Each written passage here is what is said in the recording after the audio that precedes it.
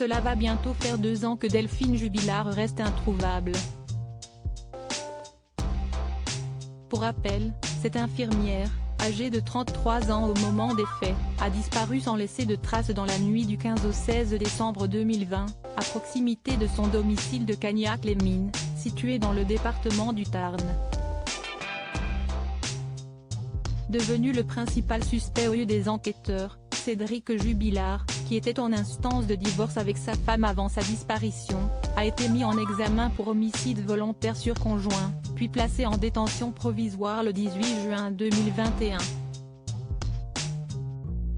Clamant son innocence, il a déposé plusieurs demandes de remise en liberté, sans succès jusqu'à présent.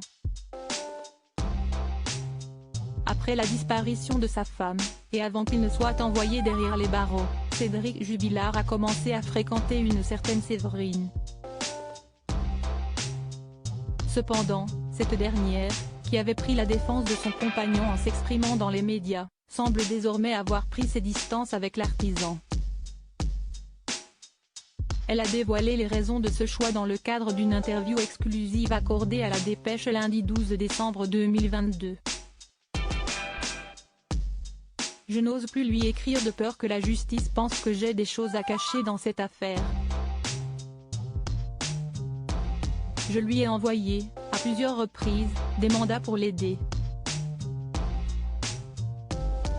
Quand mes moyens me le permettent, je continue puisqu'il ne peut pas travailler étant placé à l'isolement.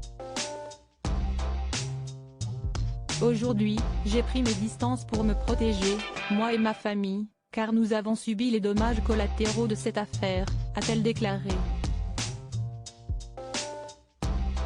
Cédric Jubilard, son ancienne compagne Séverine accusée de recel de cadavres. Pour rappel, Séverine avait été placée en garde à vue le 15 décembre 2021 pour recel de cadavres.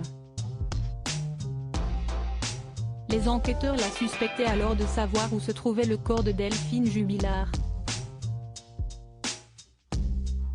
Finalement, l'ancienne compagne de Cédric Jubilard fut libérée et blanchie des accusations qui pesaient sur elle. Le regard des gens a beaucoup changé à ce moment-là. J'avais l'impression de passer pour une suspecte dans cette affaire, alors qu'il n'était rien. Même à mon pire ennemi, je ne souhaiterais pas qu'il vive la garde à vue que j'ai subie. J'ai été accusée injustement de recel de cadavres, c'était d'une violence inouïe pour moi. Surtout que j'étais en rémission d'un cancer. Je le suis toujours à ce jour. Des amis m'ont tourné le dos. Quand je cherchais du boulot, je sentais mes interlocuteurs dérangés par cette affaire. J'ai repris une vie normale, loin des regards médisants, a expliqué Séverine, qui reçoit encore des menaces de mort 1 an après les faits. J'ai d'ailleurs déposé plainte, a-t-elle conclu.